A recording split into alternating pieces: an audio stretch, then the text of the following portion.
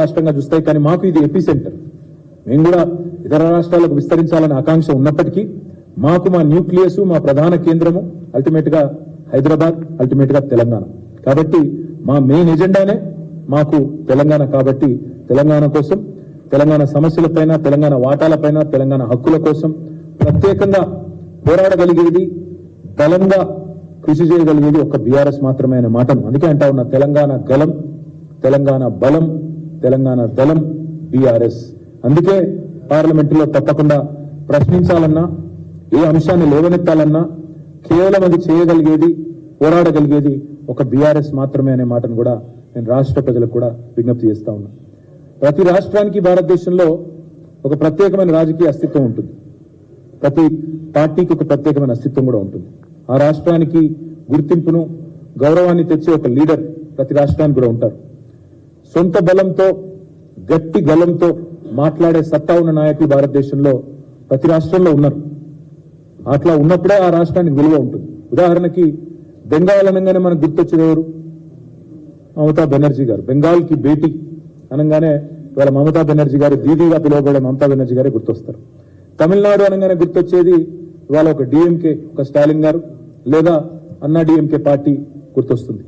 ఆంధ్రప్రదేశ్ అనగానే గుర్తొచ్చేది ఇటు జగన్మోహన్ రెడ్డి గారు, అటు చంద్రబాబు నాయుడు గారు. ఎందుకంటే రెండు పార్టీలదే అక్కడ ప్రభావం ఉంది.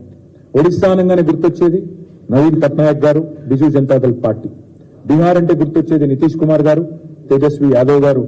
మహారాష్ట్ర అంటే గుర్తొచ్చేది శరద్ పవార్ గారు, ఉద్ధవ్ ఠాక్రే గారు. అదేవిధంగా ఇవాళ తెలంగాణ అనగానే గుర్తొచ్చేది భారతదేశం అంతా వెంటనే స్ఫురించే పేరు, గుర్తొచ్చే రూపం కేసీఆర్, బీఆర్ఎస్ మాత్రమే.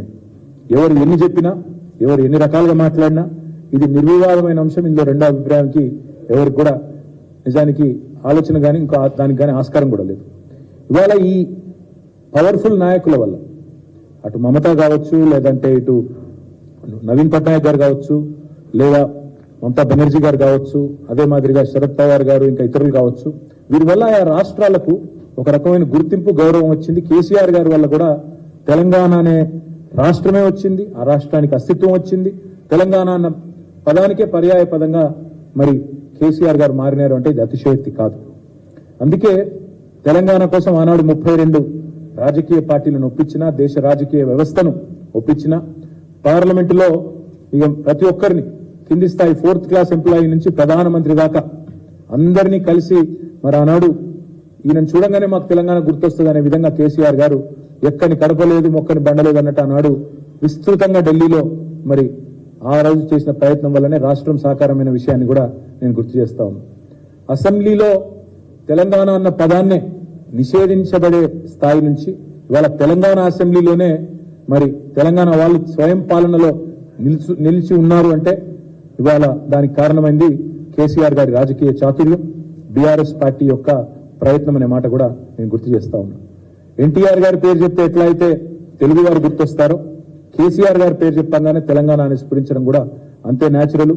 అంతే దేశవ్యాప్తంగా కూడా కేసీఆర్ అంటే తెలంగాణ, తెలంగాణ అంటే కేసీఆర్ అనే స్థాయికి మరి పేరు సంపాదించుకున్నాం. అందుకే మేము అనేది తెలంగాణ గలం, తెలంగాణ దళం, తెలంగాణ బలం బీఆర్ఎస్, కేసీఆర్. అందుకే ఆ కేసీఆర్ దండు రేపు ఢిల్లీలో ఉంటేనే, పార్లమెంట్ లో ఉంటేనే తెలంగాణ రాష్ట్ర ప్రయోజనాలు పరిరక్షించబడతాయి. సమయము, సందర్భం వచ్చినప్పుడల్లా, అవసరం వచ్చినప్పుడల్లా పార్లమెంటులో గలం విప్పాలి, తెలంగాణ బలంగా కనబడాలి అంటే తప్పకుండా బీఆర్ఎస్ ఉండి తీరాలి. ఈ విషయాన్ని దయచేసి ప్రజలు గుర్తించాలని నేను కోరుతా ఉన్నా. సందర్భాలు వస్తాయి. గతంలో 7 మండలాలను ఆనాడు కేంద్ర ప్రభుత్వం మనకు ఇష్టం లేకపోయినా గుంజుకున్నప్పుడు, హైకోర్టు విభజన, తెలంగాణ కోసం ప్రత్యేకంగా హైకోర్టు ఏర్పాటు చేయాలనేది జాప్యం చేసినప్పుడు, కాజీపేట కోచ్ ఫ్యాక్టరీ గాని, బయ్యారం ఉక్కు కర్మాగారం గాని బలి చేసినప్పుడు, పునర్విభజనలో ఇచ్చిన హామీలను ఆనాడు నిలబెట్టుకున్నప్పుడు, కృష్ణా జలాల్లో వాటాలు తేల్చినప్పుడు, పాలమూరు రంగారెడ్డి ఎత్తిపోతల పథకానికి జాతీయ హోదా ఇవ్వకుండా ఎగ్గొట్టినప్పుడు పార్లమెంట్ లో నిలబడ్డది, కలబడ్డది.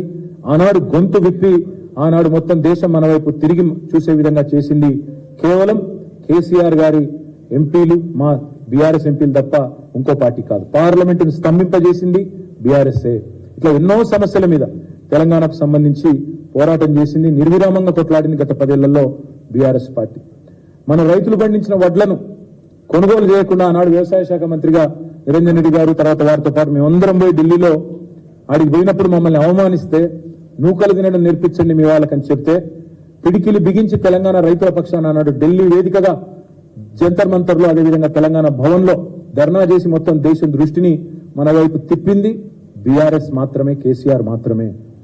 మోటార్లకు మీటర్లు పెట్టాలి అని మెడ మీద కత్తి పెడితే దేశంలోని అన్ని రాష్ట్రాలు ఒప్పుకున్నా మేము మాత్రం పెట్టం, రైతుల పక్షాననే నిలబడతాం అని తెగేసి చెప్పిన ఒకే ఒక్క నాయకుడు కేసీఆర్ గారు, ఒకే ఒక్క పార్టీ బీఆర్ఎస్. అందుకే బీఆర్ఎస్ ఎంపీలు ఢిల్లీలో ఉండాలి, పార్లమెంట్ లో ఉండాలి. సింగరేణిని వేలం వేస్తాం, ప్రైవేటు పరం చేస్తాం, సింగరేణిని కులబెడతాం, అమ్మేస్తాం అని చెప్పి కేంద్ర ప్రభుత్వం తెగించినప్పుడు మనకు బొగ్గు బ్లాక్లు ఇవ్వకుండా ఆక్షన్ లో పెడితే అడ్డుకున్న ఒకే ఒక్క పార్టీ, గొంతు విప్పిన ఒకే ఒక్క పార్టీ, గర్జించిన ఒకే ఒక్క పార్టీ బీఆర్ఎస్ మాత్రమే, గర్జించిన నాయకుడు కేసీఆర్ గారు మాత్రమే అనే మాట నేను మీకు విజ్ఞప్తి చేస్తా ఉన్నా. ఇట్లా ఎన్నో సందర్భాలు, అది రాష్ట్రం యొక్క నీటి వాటాలు కావచ్చు, రాష్ట్రం యొక్క వనరులు కావచ్చు, రాష్ట్రంలో ఉండే మరి ఇచ్చిన హామీలు కావచ్చు, వీటన్నింటి విషయంలో మనం బలంగా మాట్లాడాలి, మన గలం విప్పాలి అంటే అది కాంగ్రెస్ బీజేపీల వల్ల కాదు. ఎందుకంటే వాళ్ళు జాతీయ పార్టీలుగా సహజంగానే వాళ్ళకి ఎట్లుంటుందంటే ప్రత్యేకంగా వాళ్ళకి తెలంగాణ మీద ప్రేమ ఉండదు. పార్లమెంట్ లో ప్రత్యేకంగా ఎన్నడన్నా రాహుల్ గాంధీ ఒక్కరోజన్న రాహుల్ గాంధీ లేదా తెలంగాణ కాంగ్రెస్ ఎంపీలు ఒక్క పూటనన్న తెలంగాణ గురించి మాట్లాడిన పరిస్థితున్నదా? ఎప్పుడన్నా ఉంటే ఇంకా కేసీఆర్ గారిని బద్నాం చేయాలనే ప్రయత్నం, తెలంగాణను చిన్నగా చేసి చూపెట్టాలనే ప్రయత్నమే చేసిండ్రు తప్ప రద్దు చేసిన ఐటీఐఆర్ గురించి ప్రశ్నించలేదు, తెలంగాణకు న్యాయబద్ధంగా రావాల్సిన హక్కుల గురించి మాట్లాడలేదు, తెలంగాణకు ఇవి కావాలి అవి రావాలి అని ఎన్నడన్నా రాహుల్ గాంధీ గాని నరేంద్ర మోడీ గారు గాని మాట్లాడినరా? ఒక్కసారి గుర్తు తెచ్చుకోండి. పార్లమెంట్ లో బీఆర్ఎస్ ఎంపీల దళం లేకపోతే, తెలంగాణ పార్టీకి బలం లేకపోతే తెలంగాణ పలుకుబడి ఢిల్లీలో పడిపోదా? దయచేసి ఆలోచించండి. మన గలం ఉండదు, మన బలం ఉండదు.